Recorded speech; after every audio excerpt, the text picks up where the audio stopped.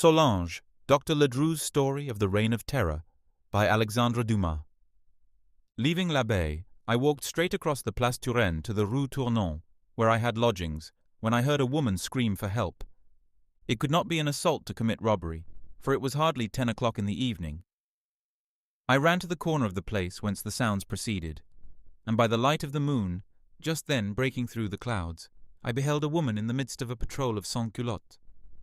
The lady observed me at the same instant, and seeing, by the character of my dress, that I did not belong to the common order of people, she ran toward me, exclaiming, "There is Mr. Albert, he knows me. He will tell you that I am the daughter of Madame Ledru, the laundress." With these words the poor creature, pale and trembling with excitement, seized my arm and clung to me as a shipwrecked sailor to a spar. "No matter whether you are the daughter of Madame Ledru or someone else, as you have no pass, you must go with us to the guard-house." The young girl pressed my arm. I perceived in this pressure the expression of her great distress of mind. I understood it. "So it is you, my poor Solange," I said. "What are you doing here?" "There, monsieur," she exclaimed in tones of deep anxiety. "Do you believe me now? You might at least say, citizens." "Ah, sergeant, do not blame me for speaking that way," said the pretty young girl. "My mother has many customers among the great people, and taught me to be polite. That's how I acquired this bad habit, the habit of the aristocrats. And you know, sergeant, it's so hard to shake off old habits." This answer, delivered in trembling accents, concealed a delicate irony that was lost on all save me. I asked myself, who is this young woman? The mystery seemed complete. This alone was clear. She was not the daughter of a laundress. "How did I come here, Citizen Albert?" she asked. "Well, I will tell you. I went to deliver some washing. The lady was not at home, and so I waited, for in these hard times everyone needs what little money is coming to him. In that way it grew dark, and so I fell among these gentlemen, beg pardon, I would say citizens. They asked for my pass. As I did not have it with me, they were going to take me to the guard-house. I cried out in terror, which brought you to the scene, and as luck would have it, you are a friend. I said to myself, as Monsieur Albert knows my name to be Solange Ledru, he will vouch for me, and that you will you not, Monsieur Albert?" "Certainly I will vouch for you." "Very well," said the leader of the patrol. "And who, pray, will vouch for you, my friend?" "Danton. Do you know him? Is he a good patriot?" "Oh, if Danton will vouch for you, I have nothing to say."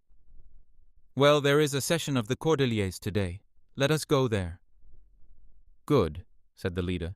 "Citizens, let us go to the Cordeliers." The club of the Cordeliers met at the old Cordelier monastery in the Rue l'Observance. We arrived there after scarce a minute's walk.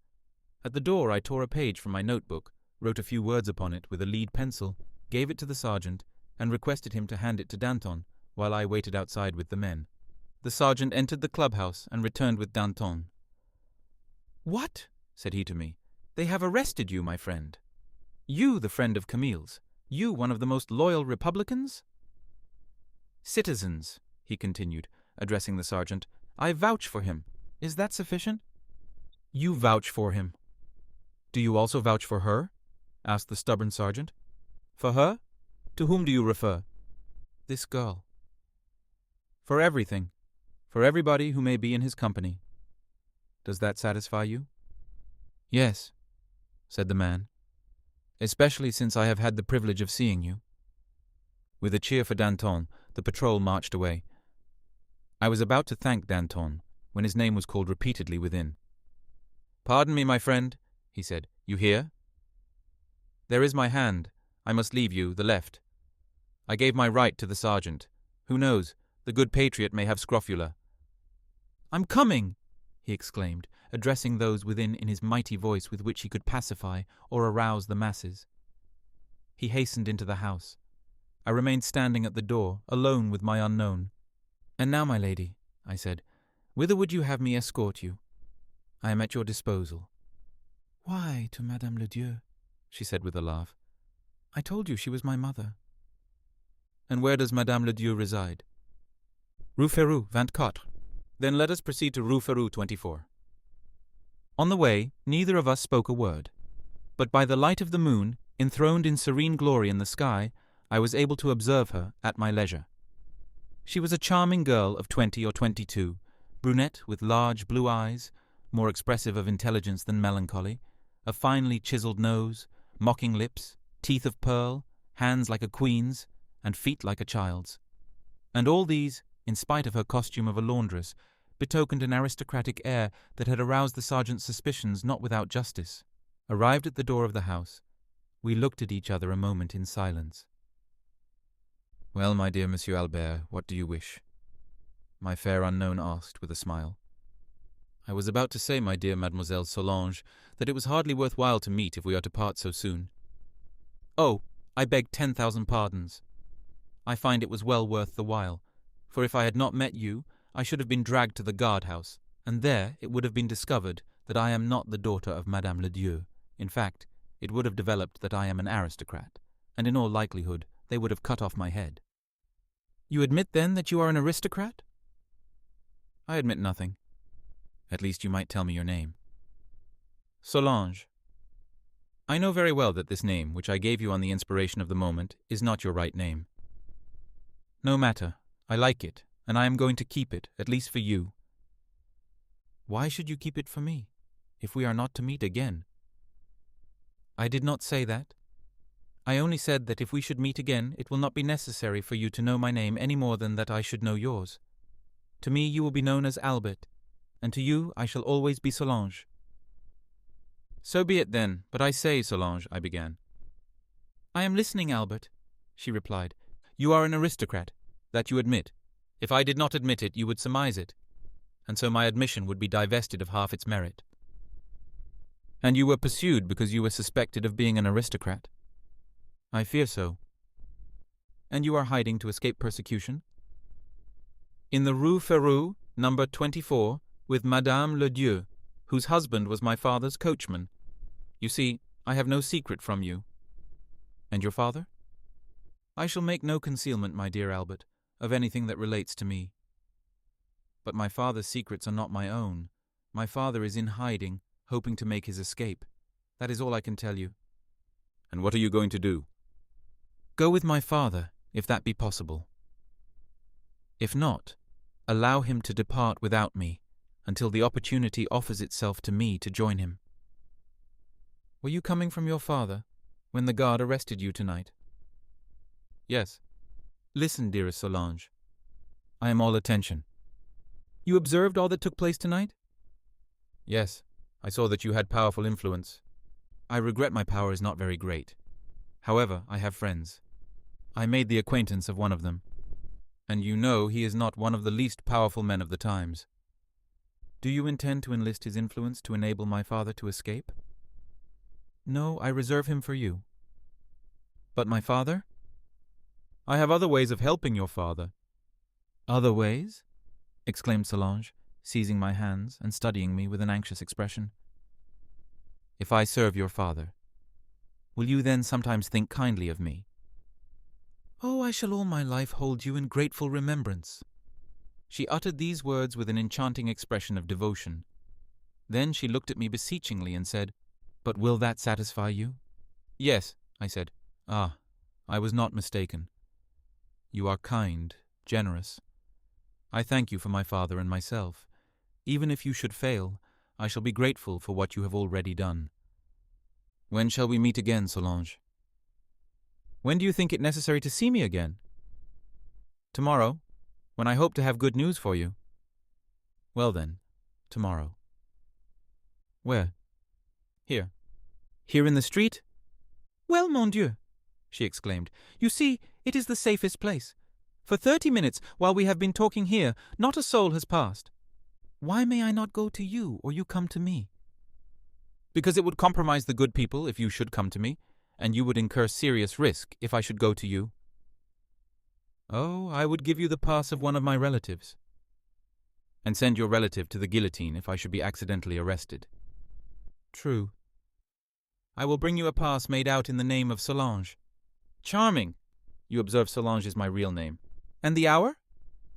"The same at which we met tonight. 10 o'clock, if you please." "All right, 10 o'clock. And how shall we meet?" That is very simple. Be at the door at 5 minutes of 10, and at 10 I will come down.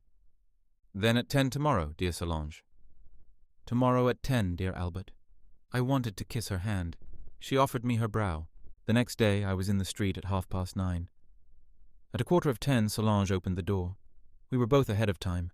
With one leap I was by her side. "I see you have good news," she said. "Excellent.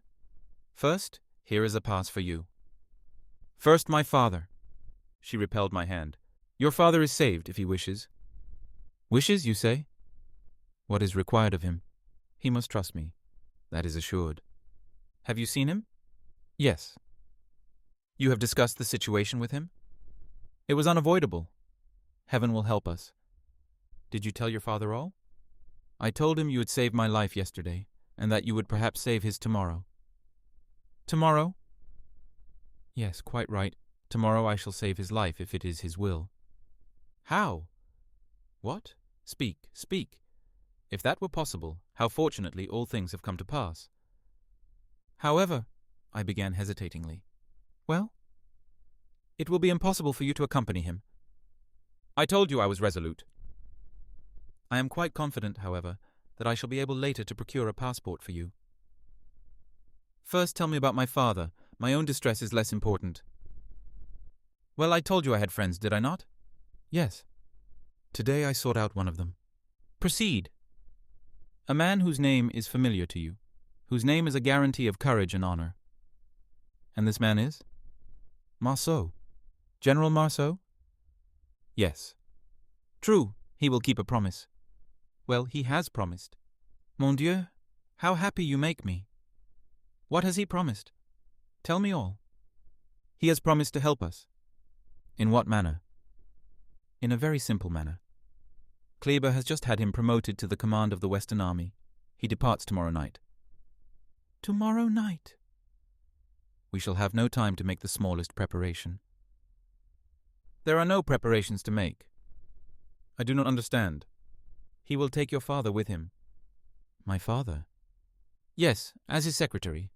Arrived in the Vendée, your father will pledge his word to the general to undertake nothing against France. From there he will escape to Brittany, and from Brittany to England. When he arrives in London, he will inform you. I shall obtain a passport for you, and you will join him in London." "Tomorrow!" exclaimed Solange. "My father departs tomorrow." "There is no time to waste. My father has not been informed." "Inform him." "Tonight?" "Tonight." "But how at this hour?" "You have a pass and my arm." "True." "My pass. I gave it to her. She thrust it into her bosom. Now? Your arm?" I gave her my arm, and we walked away. When we arrived at the Place Turenne, that is, the spot where we had met the night before, she said, "Await me here." I bowed and waited. She disappeared around the corner of what was formerly the Hôtel Malignon. After a lapse of 15 minutes she returned. "Come," she said. "My father wishes to receive and thank you." She took my arm and led me up to the Rue Saint-Guillaume, opposite the Hôtel Mortemart.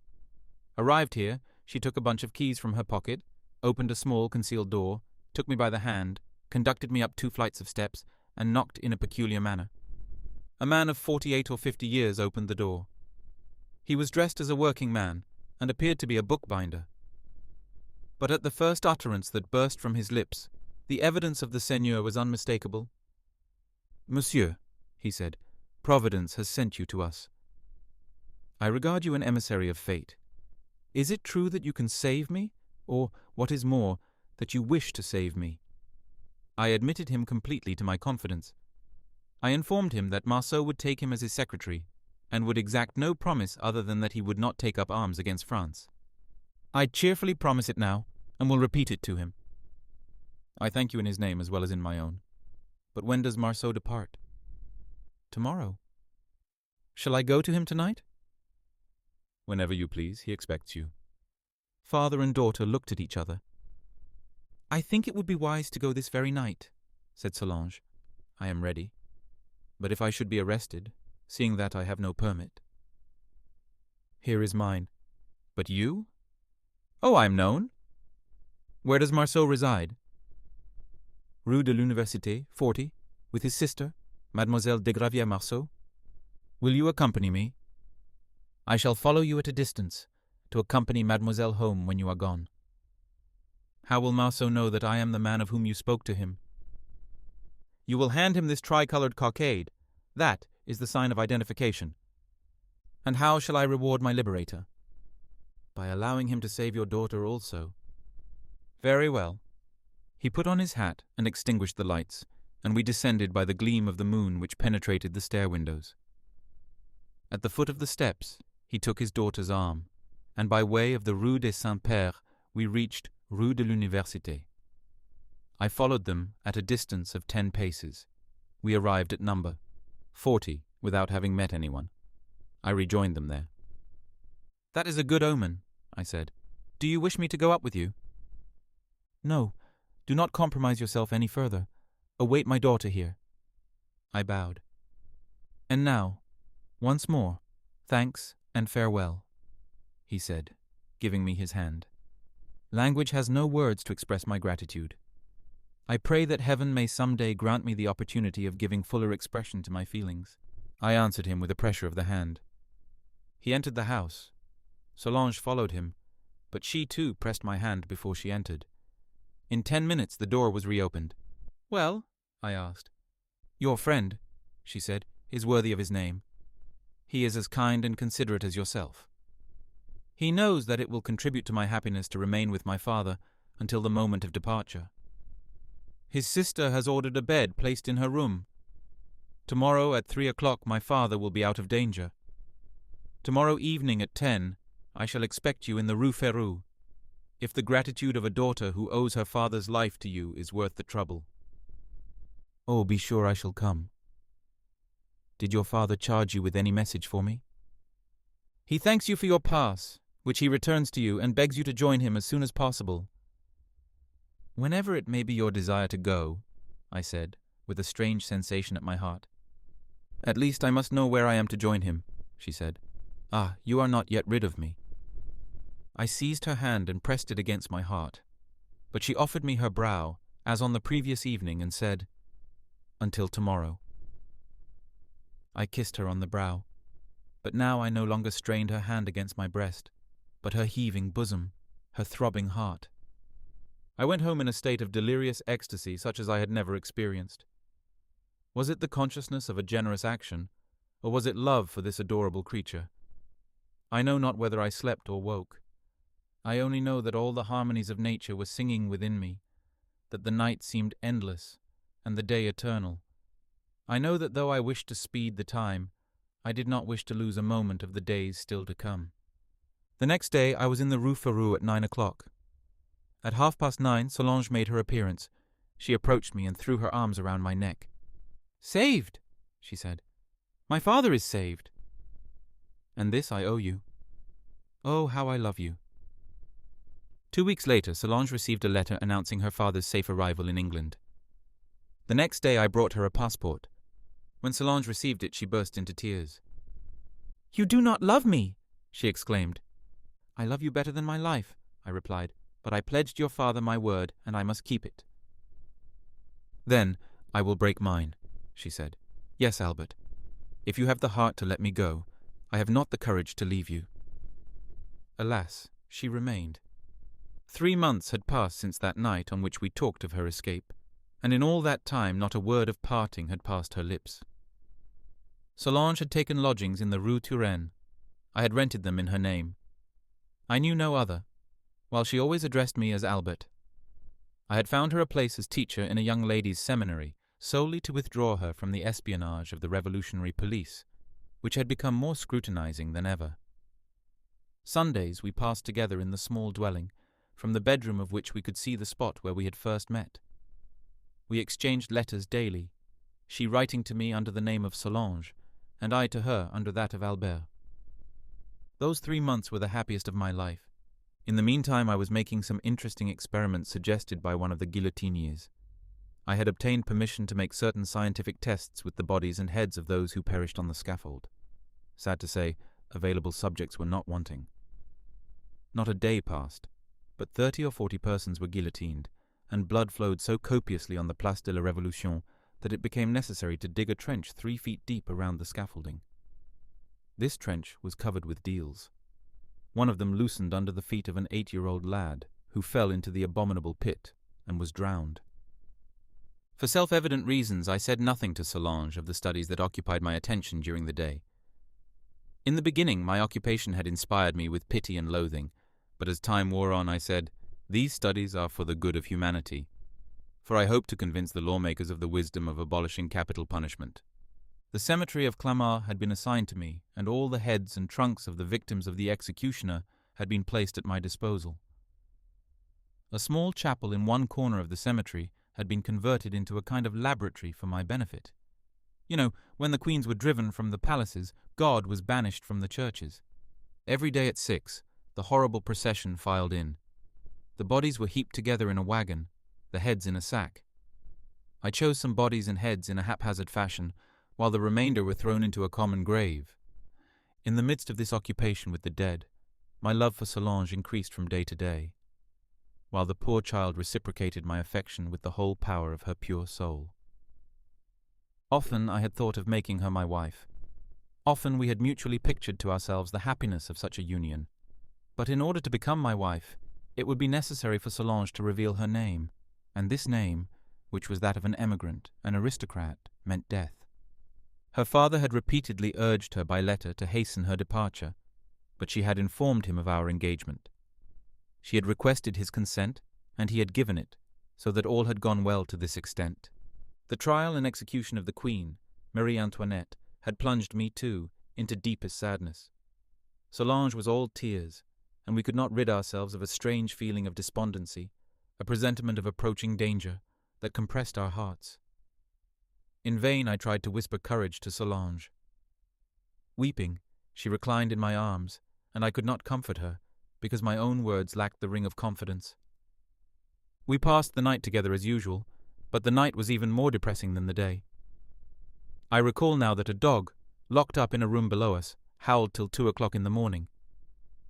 The next day we were told that the dog's master had gone away with the key in his pocket, had been arrested on the way, tried at 3, and executed at 4. The time had come for us to part. Solange's duties at the school began at 9 o'clock in the morning. Her school was in the vicinity of the Botanic Gardens. I hesitated long to let her go. She too was loath to part from me. But it must be. Solange was prone to be an object of unpleasant inquiries. I called a conveyance and accompanied her as far as the Rue des Fosses Saint-Bernard, where I got out and left her to pursue her way alone. All the way we lay mutely wrapped in each other's arms, mingling tears with our kisses. After leaving the carriage, I stood as if rooted to the ground. I heard Solange call me, but I dared not go to her, because her face, moist with tears, and her hysterical manner were calculated to attract attention. Utterly wretched, I returned home, passing the entire day in writing to Solange. In the evening, I sent her an entire volume of love pledges. My letter had hardly gone to the post when I received one from her. She had been sharply reprimanded for coming late, had been subjected to a severe cross-examination, and threatened with forfeiture of her next holiday. But she vowed to join me even at the cost of her place. I thought I should go mad at the prospect of being parted from her a whole week. I was more depressed, because a letter which had arrived from her father appeared to have been tampered with. I passed a wretched night and a still more miserable day. The next day the weather was appalling. Nature seemed to be dissolving in a cold, ceaseless rain. A rain like that which announces the approach of winter. All the way to the laboratory my ears were tortured with the criers announcing the names of the condemned, a large number of men, women and children. The bloody harvest was over-rich. I should not lack subjects for my investigations that day. The day ended early. At 4 o'clock I arrived at Clamart. It was almost night. The view of the cemetery, with its large, new-made graves, the sparse, leafless trees that swayed in the wind, was desolate, almost appalling. A large, open pit yawned before me. It was to receive today's harvest from the Place de la Révolution. An exceedingly large number of victims was expected, for the pit was deeper than usual. Mechanically I approached the grave. At the bottom the water had gathered in a pool. My feet slipped. I came within an inch of falling in. My hair stood on end. The rain had drenched me to the skin. I shuddered and hastened into the laboratory. It was, as I have said, an abandoned chapel. My eyes searched, I know not why, to discover if some traces of the holy purpose to which the edifice had once been devoted did not still adhere to the walls or to the altar. But the walls were bare, the altar empty. I struck a light and deposited the candle on the operating table, on which lay scattered a miscellaneous assortment of the strange instruments I employed. I sat down and fell into a reverie. I thought of the poor queen, whom I had seen in her beauty, glory, and happiness, yesterday carted to the scaffold, pursued by the execrations of a people, today lying headless on the common sinner's bier. She who had slept beneath the gilded canopy of the throne of the Tuileries and St. Cloud. As I sat thus, absorbed in gloomy meditation, wind and rain without redoubled in fury. The raindrops dashed against the window panes, the storm swept with melancholy, moaning through the branches of the trees. Anon there mingled with the violence of the elements the sound of wheels. It was the executioner's red hearse with its ghastly freight from the Place de la Révolution. The door of the little chapel was pushed ajar, and two men, drenched with rain, entered, carrying a sack between them. "There, Monsieur Ledru," said the guillotinier, "there is what your heart longs for. Be in no hurry this night. We'll leave you to enjoy their society alone. Orders are not to cover them up till tomorrow, and so they'll not take cold." With a horrible laugh, the two executioners deposited the sack in a corner, near the former altar, right in front of me. Thereupon they sauntered out, leaving open the door, which swung furiously on its hinges till my candle flashed and flared in the fierce draught. I heard them unharness the horse, lock the cemetery, and go away. I was strangely impelled to go with them, but an indefinable power fettered me in my place. I could not repress a shudder. I had no fear. But the violence of the storm, the splashing of the rain, the whistling sounds of the lashing branches, the shrill vibration of the atmosphere, which made my candle tremble. All this filled me with a vague terror that began at the roots of my hair and communicated itself to every part of my body.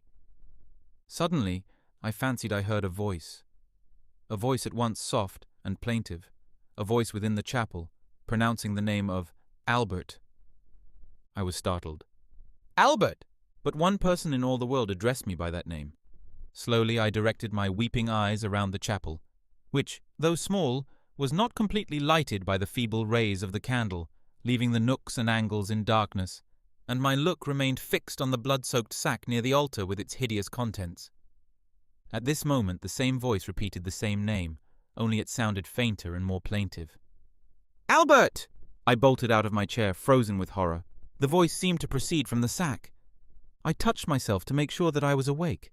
Then I walked toward the sack with my arms extended before me, but stark and staring with horror. I thrust my hand into it. Then it seemed to me as if two lips, still warm, pressed a kiss upon my fingers. I had reached that stage of boundless terror where the excess of fear turns into the audacity of despair. I seized the head and, collapsing in my chair, placed it in front of me. Then I gave vent to a fearful scream. This head, with its lips still warm, with the eyes half closed, was the head of Solange. I thought I should go mad. 3 times I called, "Solange! Solange! Solange!" At the 3rd time she opened her eyes and looked at me. Tears trickled down her cheeks, then a moist glow darted from her eyes, as if the soul were passing, and the eyes closed, never to open again. I sprang to my feet, a raving maniac. I wanted to fly. I knocked against the table. It fell. The candle was extinguished, the head rolled upon the floor, and I fell prostrate, as if a terrible fever had stricken me down. An icy shudder convulsed me, and with a deep sigh, I swooned. The following morning at 6 the grave-diggers found me, cold as the flagstones on which I lay. Solange, betrayed by her father's letter, had been arrested the same day, condemned and executed. The head that had called me, the eyes that had looked at me, were the head, the eyes of Solange.